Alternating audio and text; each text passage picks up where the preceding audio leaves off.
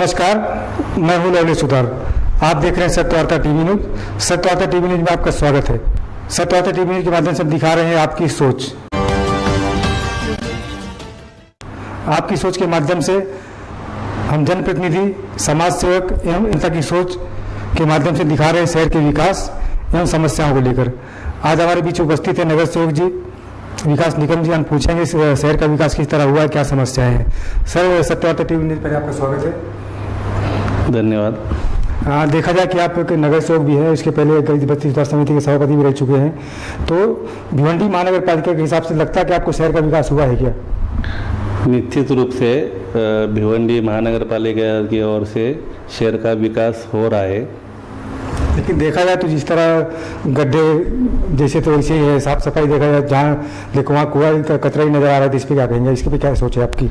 नहीं, कैसे आप देखिए, आप भी बहुत साल से पत्रकारिता कर रहे हैं। भिवंडी शहर में जो पहले रास्ते थे, अभी वो रास्ते सीसी रोड बने हैं, और जिस तरीके से आप देखेंगे जो फ्लावर है वो भी अभी नया फ्लावर MMRD के माध्यम से हुआ है, वो भी चालू हुआ है।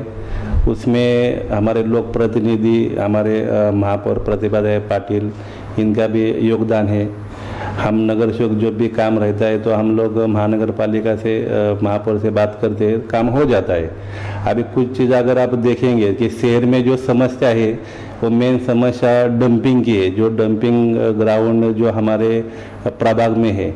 आप देखे होंगे कि गए महासभा में इसके खिलाफ जब विषय आया था मॉडिफिकेशन का, तो हमने उसका विरोध किया। मैंने हमारे पार्टी के नगर सेवक जो RP एक्ता, उन्होंने भी विरोध किया कि ये डंपिंग जो है ये शहर के बाहर चाहिए, और इसके लिए एक DPR जो अपन महानगर पालिका बनाते हैं तो उसमें वो डंपिंग होना चाहिए। लेकिन जो जगह गार्डन के लिए आरक्षित है वहाँ पे डंपिंग किया जाए, तो इसके लिए वो विषय को हमने रद्द किया।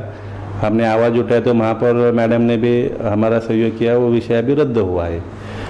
लेकिन देखिए, डंपिंग जिस तरह आप बात करें वो तो कई वर्षों से देखा जा रहा है, आपके क्षेत्र में पड़ता है, उसके लिए बहुत सारे आंदोलन भी हुए, लेकिन उस पर कुछ नहीं हुआ। इस पर क्या सोच है आपकी? देखिए, आंदोलन तो बहुत सारा हुआ। जब मैं 2012 में पहली बार नगर सेवक जब बना, उसके पहले से डंपिंग था।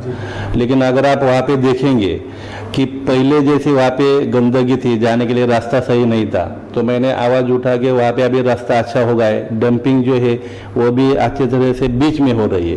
लेकिन हम ये चाहते हैं कि यहाँ पे डंपिंग नहीं रहना चाहिए। तो जो भी जगह थी वहाँ पे बहुत बड़े खड्डे थे, तो अभी वहाँ पे बायो माइनिंग का काम चालू है। अभी जो कचरा है उसका रिसाइकल करके उसके ऊपर अभी जमीन मतलब लेवल में किया जा रहा है, उसके बाद वहाँ पे गार्डन बनेगा।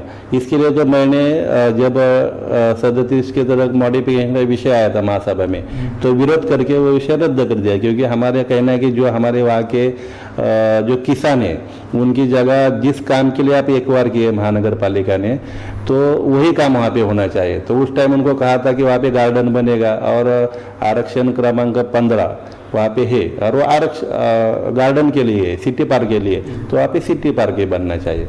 अभी आपने जिस तरह का ब्रिज, तो ब्रिज को लिए भी जो रिपेयरिंग के लिए बहुत सारी निधि आई थी और उसको रिपेयरिंग नहीं हुआ, उसके अंदर भ्रष्टाचार हुआ, इसे लोगों का आरोप है। इस पर क्या सोच है आपकी? देखिए, ब्रिज जो बीच में जो हमारा ब्रिज है, जो यश स्टैंड से लेके धामनगर नाका के पहले जो ब्रिज है, उसके लिए निधि आया था MMRD से, क्योंकि उन्होंने जब काम किया था तो कुछ प्रॉब्लम हुआ था, तो ब्रिज बंद था।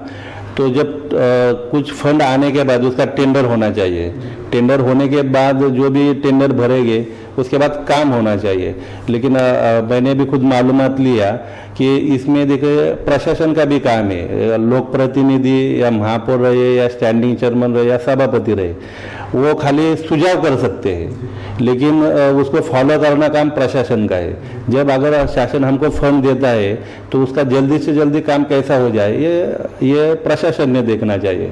तो मैंने जब मालूमात ली थी, उन्होंने कहा कि टेंडर हो गया है, अभी उसके वर्क ऑर्डर भी मिली है, और आने वाले कुछ दिनों में उसका काम चालू हो जाएगा।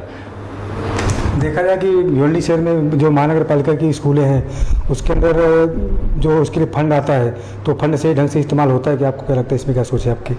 इसके बारे में तो मैं कहूँगा कि मैंने भी मैं शिक्षण समिति का सदस्य होने के नाते मैंने भी बहुत बार माननीय आयुक्त साहब को निवेदन दिया है और मैं भी उनसे वही कहना चाहता हूँ कि ये जो म्यूनसिपल की स्कूल है वहाँ पे झोपड़पट्टी में रहने वाले बच्चे वहाँ पे पढ़ते हैं, तो एजुकेशन देना चाहिए। जो जो उनका संविधान ने उनको अधिकार दिया है तो उनको एजुकेशन अच्छे तरीके से मिलना चाहिए। तो इसके लिए उनकी पानी की व्यवस्था होना चाहिए, स्कूल में अच्छे बैठने के लिए उनको जगह चाहिए। हमारे प्रभाग में भी जो भी स्कूल है उसके बारे में भी हमने बहुत बार निवेदन दिया और कुछ काम हुआ भी है, लेकिन सही मायने से देखा जाए तो जितना काम होना चाहिए स्कूल के लिए उतना प्रशासन की तरफ से नहीं हो रहा है। देखिए इसी कारण देखा जाए कि आजकल अंग्रेजी माध्यम के स्कूल में बच्चे जहाँ पढ़ाई के लिए जा रहे हैं उनके माँ बाप भेजते हैं, कंडीशन नहीं होने की वजह से फिर भी उनको मजबूरन से भेजना पड़ता है। इस पर क्या सोच है आपकी? देखिए जिनके पास पैसा है और हर किसी को लगता है कि अपना बच्चा पढ़ना चाहिए, क्योंकि जब तक पढ़ेंगे नहीं तो आगे बढ़ेंगे नहीं। मतलब बाबा साहेब ने कहा था कि शिक्षण हे वाघिणीचं दूध आहे आणि ते पिल्यानंतर माणूस गुरु करणारच, ऐसा एक मराठी में बाबा साहब ने कहा था। जब तक बच्चे पढ़ेंगे नहीं तब तक वो आगे नहीं बढ़ेंगे और अपने घर का, अपने समाज का, अपने देश का विकास नहीं कर पाएंगे। तो मेरी आपके माध्यम से भी मांग है कमिश्नर महोदय से कि जो इस बारे में अभी हमारे कमिश्नर जो IAS कमिश्नर है तो मेरी आपके माध्यम से उनसे भी मांग रहेगी कि जो ऐसे स्कूल है उनको आप जल्दी से जल्दी सुविधा दीजिए, क्योंकि अभी कोविड के कारण स्कूल तो बंद है। तो एक अच्छा मौका है कि अभी बच्चे स्कूल में नहीं आ रहे हैं तो वहाँ पे काम करने के लिए भी कोई ठेकेदार या कौन सी भी एजेंसी से काम करेंगे जो भी स्कूल नादुरुस्त है उसको दुरुस्त करने के लिए या पानी का सुविधा देने के लिए, तो उनको काम जल्दी हो सकता है। तो उनके पास एक मौका है कि अभी काम करने के लिए, तो उन्होंने करना चाहिए। शिक्षा के साथ देखा जाए तो आरोग्य की बहुत सारी सुविधा नहीं है अपने शहर के अंदर। देखा जाए तो आरोग्य सेंटर बने रहते हैं लेकिन वहाँ पे कोई डॉक्टर की सुविधा नहीं है या कोई सिस्टर की सुविधा नहीं है। इस पे क्या सोच है आपकी? देखिए जहाँ तक मेरे वार्ड का सवाल है तो मेरे प्रभाग में अच्छे से अच्छा जो आरोग्य सेंटर वो बना है, उसके लिए हमने शासन से निधि की मांग की थी। वो निधि आया, आरोग्य सेंटर भी अच्छी तरह से हुआ है। वहाँ के डॉक्टर या नर्स है वो हमेशा कांटेक्ट में रहते हैं। या मेरे पास भी कोई हमारे प्रभाग के लोग आते हैं उनको समस्या है तो मैं उनको फ़ोन करता हूँ, कोई बीमार है तो वहाँ पे तो काम सही हो रहा है।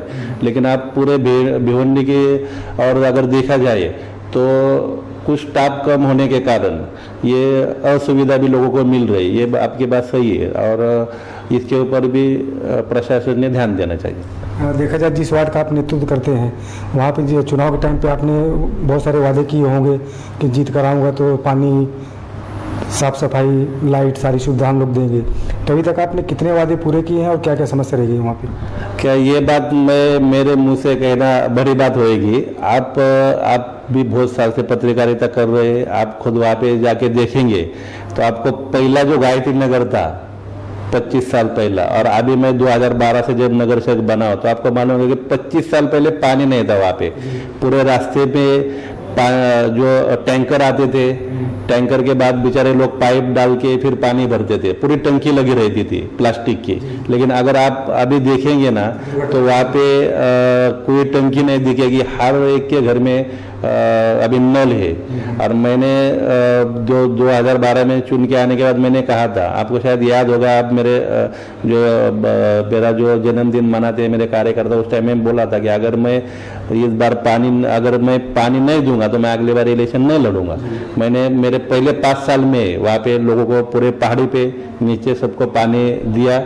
इसके लिए फिर लोगों ने हमारे पार्टी के 4 नगर सेवक अभी वहाँ से चुन के दिए और आज से बहुमत से हमको चुन के दिया है। वहाँ से जो रोड की समस्या है तो हमारे वार्ड में 2 रोड है।